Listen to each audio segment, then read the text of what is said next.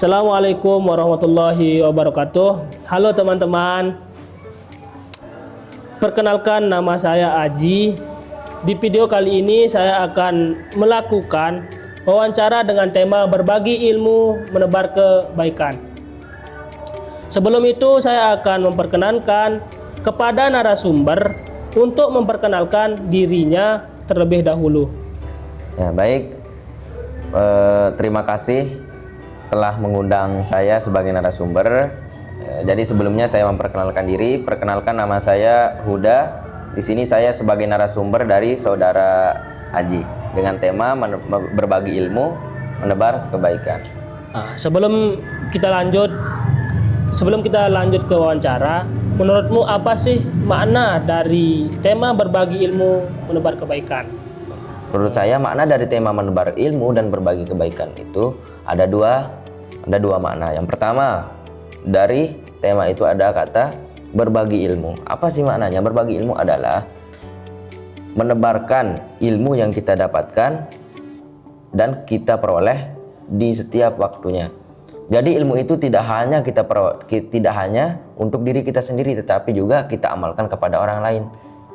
Itu adalah ciri-ciri bahwa ilmu kita itu bermanfaat. Kemudian lanjut ke makna yang kedua. Kenapa sih dikatakan berbagi kebaikan? Karena menebar kebaikan. Karena berbagi ilmu itu adalah salah satu cara berbagi kebaikan. Jadi berbagi kebaikan itu tidak hanya berupa barang ataupun jasa, tetapi juga bisa berupa ilmu juga. Bahkan itu yang jauh lebih penting. Mengapa saya mengatakan lebih penting? Karena dengan kita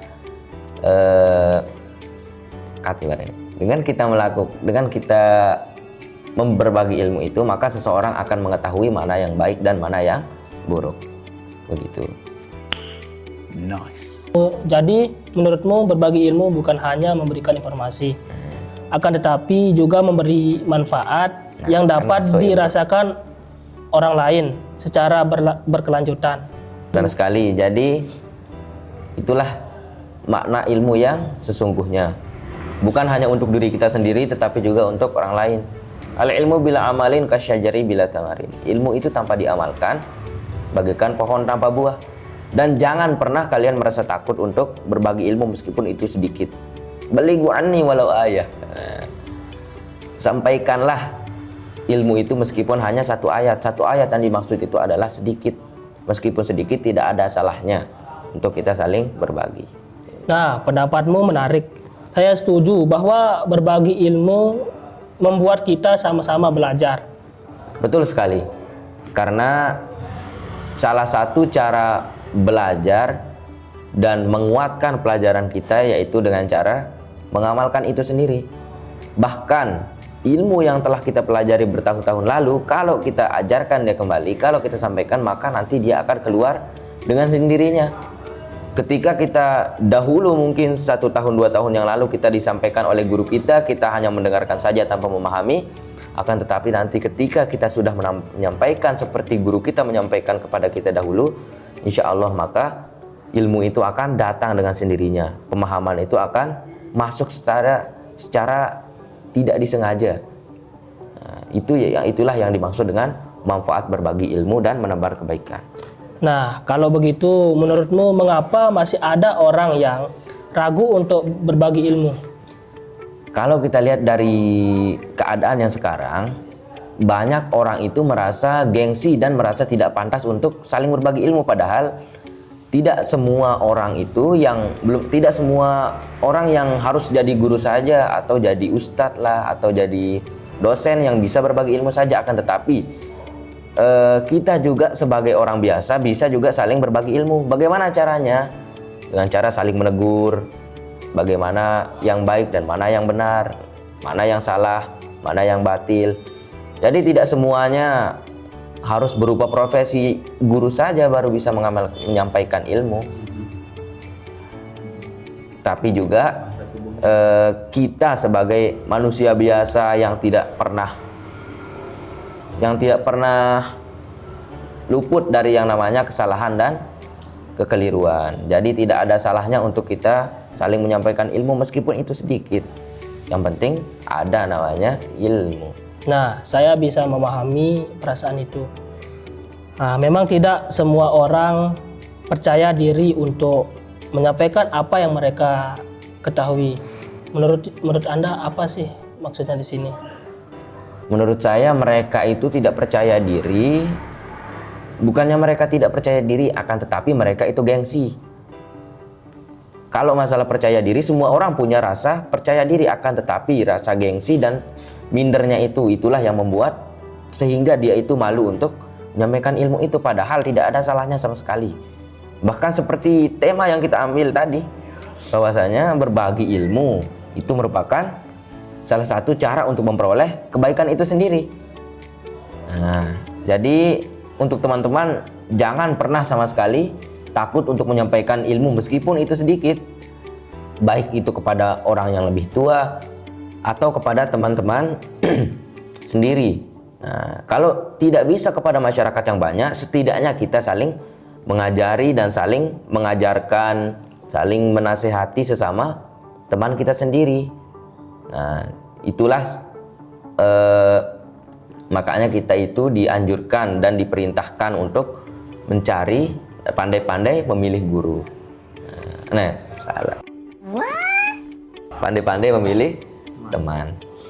Nah, jadi maksudmu kita tidak harus menjadi ahli terlebih dahulu untuk mulai Betul. berbagi. Nah, betul sekali. Tidak harus seperti yang tadi saya ucapkan. Tidak mesti orang yang berprofesi sebagai guru saja yang boleh menyampaikan ilmu.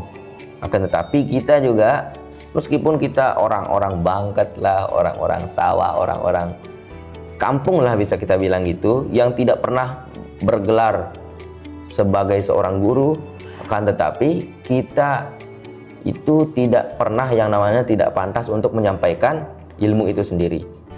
Nah, bagaimana salah satu caranya?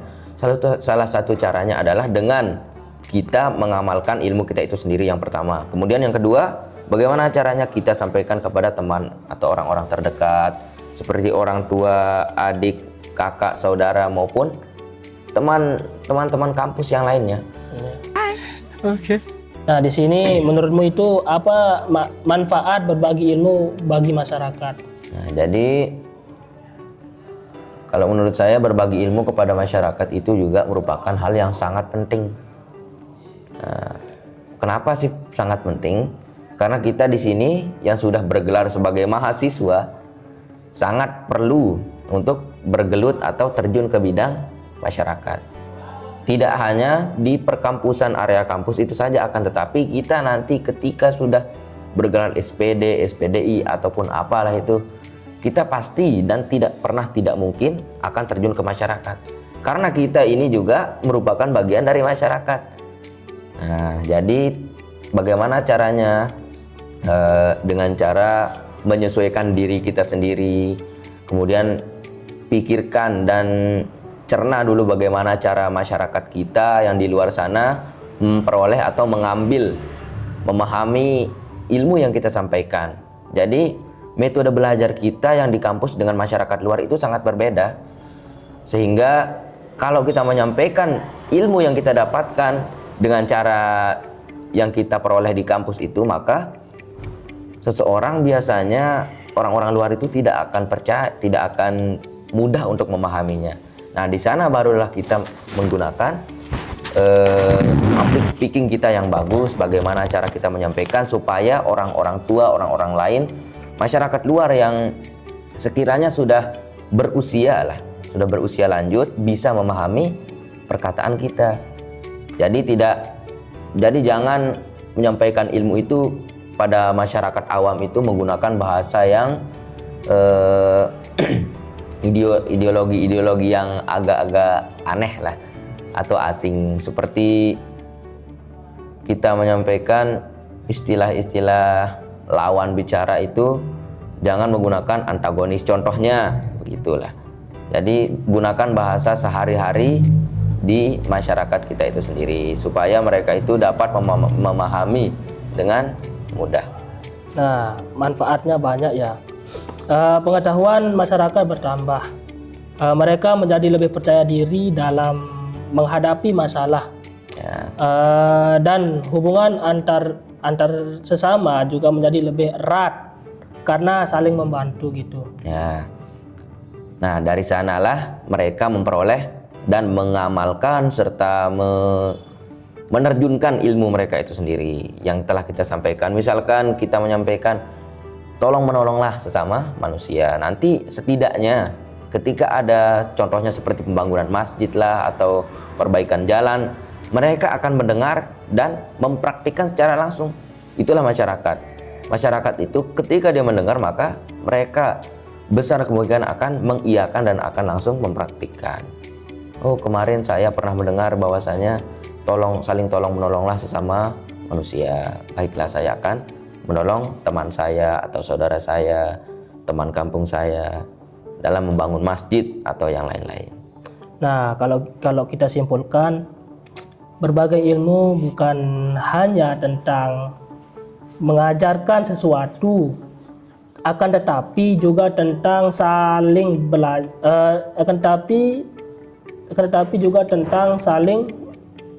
belajar, saling menghargai dan menebarkan manfaat bagi banyak orang. Ya, saya juga mengajak teman-teman untuk terus belajar, mengamalkan ilmu dan membagikannya